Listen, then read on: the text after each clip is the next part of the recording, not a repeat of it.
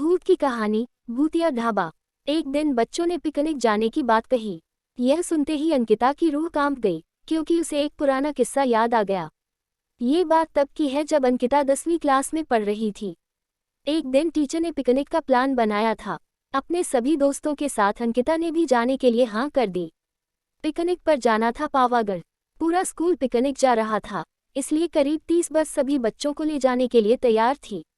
अंकिता अपने दोस्तों के साथ सबसे पीछे वाली बस में बैठ गई। सभी हंसते मस्ती करते हुए बस से जा रहे थे।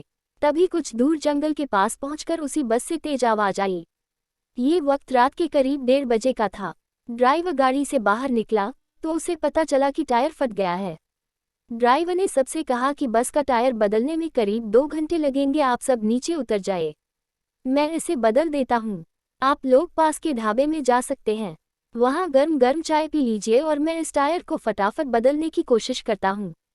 ड्राइवर की बात सुनकर सभी बस से उतर गए और पैदल चलते हुए पास के ढाबे में पहुंचे। वहाँ एक बूढ़ा व्यक्ति चाय बना रहा था। इतनी रात को ढाबा खुला हुआ और किसी इंसान को चाय बनाते देख सबको हैरानी हुई। उस बूढ़े इंसान ने कहा, आप सब चाय पी लीजिए, यहाँ अक्सर लोगों की गाड़ी खराब हो जाती है, इसलिए मैं भी अपना ढाबा हरदम खुला रखता हूँ। आप जैसे राहगीरों को कुछ मदद हो जाती है। उनकी बात सुनकर सबने चाय का ऑर्डर दे दिया। उन्होंने कुछ ही देर में सबके लिए चाय बनाकर मेज पर रख दी। चाय पीते हुए अंकिता की आंखें एकदम ढाबे की छत की तरफ गई। वहां अंकिता ने एक औरत को सफ़ेद रंग की साड़ी में खुले बाल लहराते हुए देखा। कुछ देर बाद वो जोर जोर से हंसने लगी। भले ही हंसने की आवाज़ किसी को सुनाई नहीं दे रही थी, लेकिन अंकिता ने उसे मुंह खोलकर हंसते हुए देखा था। ये सब देखकर अंकिता ने डर के मारे आंखें नीचे झुका लीं। कांपते हुए किसी तरह से अंकिता ने चाय दोबारा पीना शुरू ही किया थी कि उसी वक्त जोर जोर से किसी के चिल्लाने की आवाज़ जंगल की ओर से आई।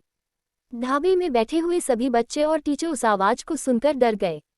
सबको डरा हुआ देखकर उस बूढ़े इंसान ने कहा कि मैं देखकर आता हूँ क्या हुआ है, आप लोग यहीं बैठे रहो।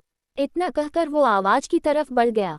तभी एक लड़की को खून की उल्टी लगातार होने लगी। उसको देखकर सबकी हालत और खराब हो गई।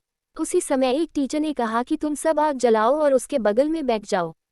सबने मिलकर आग जलाए और गोल घेरा करके बैठ गए। टीचर ने सख्त लहजे में सबसे कह दिया कि अकेले कोई कहीं नहीं जाएगा। वैसे भी सब इतना डरे हुए थे कि अकेले कहीं जाने की हिम्मत हो नहीं रही थी। आग के पास बैठे बैठे 3 बज गए। तब कहीं जाकर वो बूढ़ा इंसान जंगल से लौट कर आया। उसने सबकी तरफ देखा और कहा कि उस चीख को सब भूल जाना, नहीं तो जीना मुश्किल हो जाएगा। इतना कहकर वो ढाबे के अंदर चला गया। तभी ड्राइवर भी टायर बदलकर बस लेकर ढाबे के पास पहुंचा।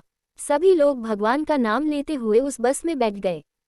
टीचर ने बस में बैठते ही सबको कहा कि कोई एक दूसरे से बात नहीं करेगा, सीधे सब सो जाओ। टीचर की बात मानकर सब चुपचाप बस में ही सो गए।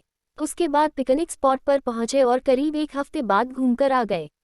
पिकनिक में किसी ने दूसरे बस के बच्चों से उस रात के बारे में कुछ नहीं कहा, क्योंकि टीचर ने मना किया।